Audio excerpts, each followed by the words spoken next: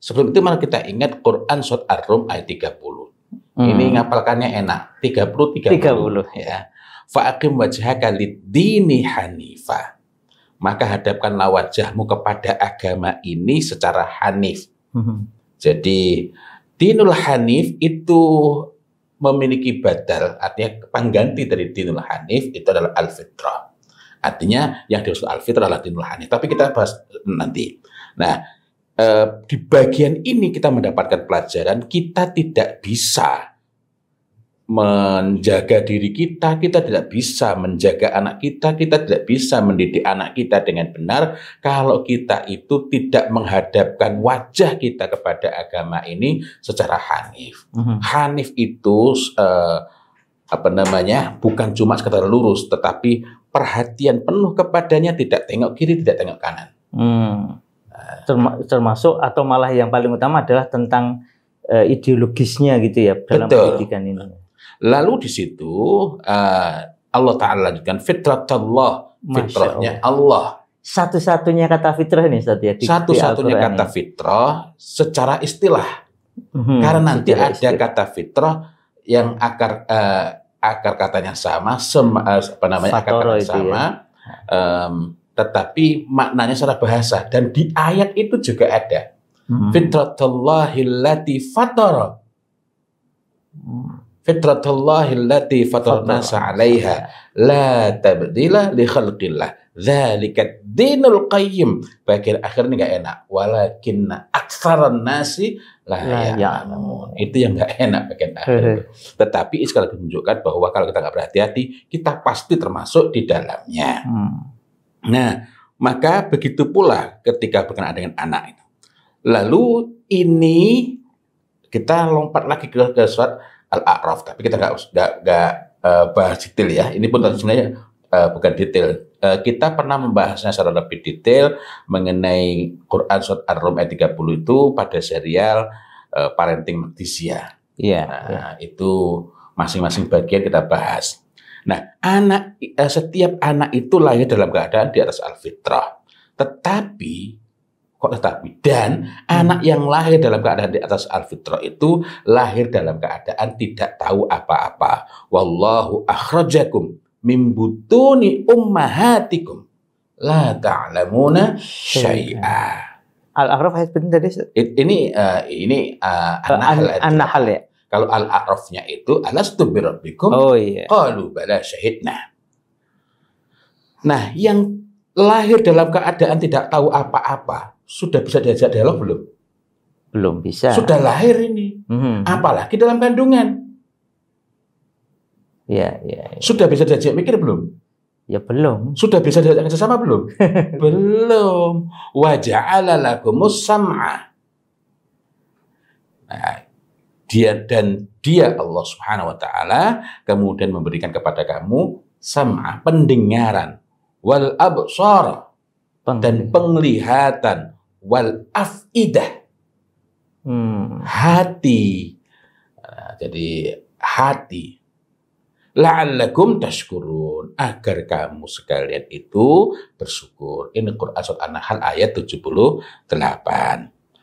Apa yang kita masukkan ke telinga anak sangat besar pengaruhnya bagi keimanan. Ingat perkataan Ibnu Ashur rahimahullah taala kemarin mengenai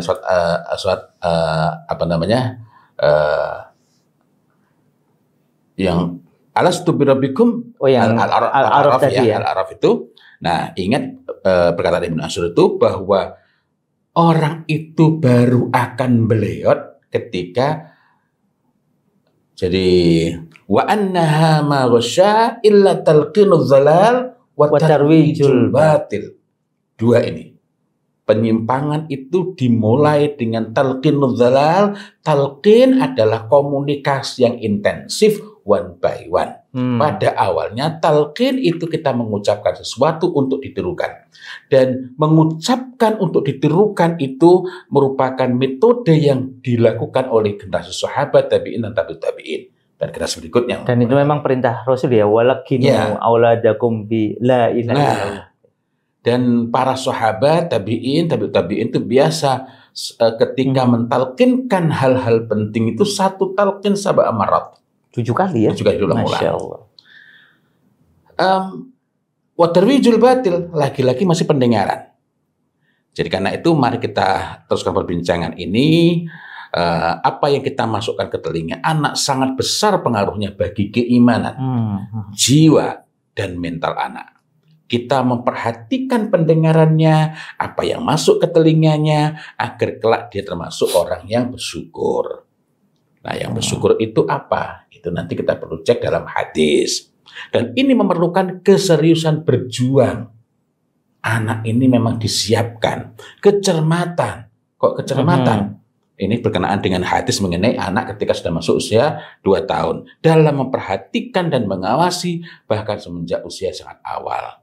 Yang mana itu ketika anak itu masuk usia 2 tahun, Nabiullah Muhammad SAW bersabda, nah ini perlu diperhatikan hadisnya karena nanti ada hadis yang mirip sekali bunyinya, hanya berbeda satu frasa. Kullu mauludin, tiap-tiap anak itu yulad dilahirkan alal fitrah, di atas al-fitrah. Hatta yuriba anhu lisanuhu, sampai lisannya lancar berbicara. Itu merujuk ke usia 2 tahun. 2 tahun ya. Fa idza a'raba anhu lisanuhu, ini 2 tahun. Imma syakiran wa imma kafur. Ya. Jadi dalam hal ini memberikan pemahaman bahwa la'allakum tashkurun tadi maknanya ialah agar kamu itu benar-benar menjadi orang yang beriman, agar betul-betul menjadi seorang muslim yang beriman yang kokoh itu. Karena di sini Nabiullah Muhammad SAW memberikan rambu-rambu kepada kita bahwa tiap-tiap anak itu lahir dalam keadaan al-fitrah sampai lisannya lancar berbicara. Apabila lisannya telah lancar berbicara, boleh jadi dia itu bersyukur, imma syakiran, maknanya adalah dia tetap di atas al-Islam, di atas tauhid ini.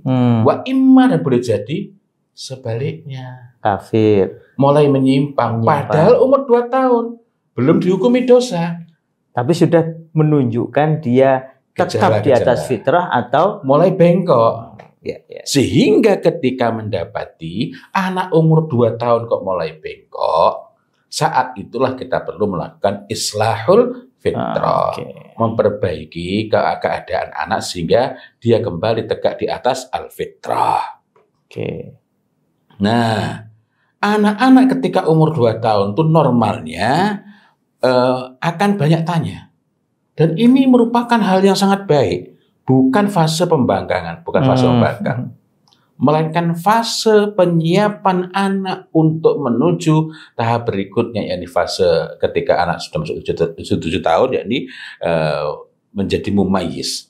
Yang mumayyiz itu ditandai dengan adanya tamyiz, kemampuan membedakan baik dan buruk, benar dan salah dengan akalnya. Berarti dari 2 tahun sampai 7 tahun tadi itu penyiapan ya. Sehingga pada usia 7 tahun anak seharusnya sudah mumayyiz. Nah, jadi kalau anak banyak tanya itu normalnya harus disyukuri. Kalau tidak banyak tanya perlu dicek. Jangan-jangan ada yang salah dari proses orang tua membesarkan. Ada yang ibunya rame sekali, tapi anaknya jarang diajak ngobrol, sehingga suara ibunya yang rame itu bukanlah komunikasi, melainkan kegaduhan, noise. Nah, jadi jika anak tidak banyak tanya, maka orang tua perlu menggugah sehingga lisan anak itu akan banyak bertanya dengan pertanyaan-pertanyaan yang baik.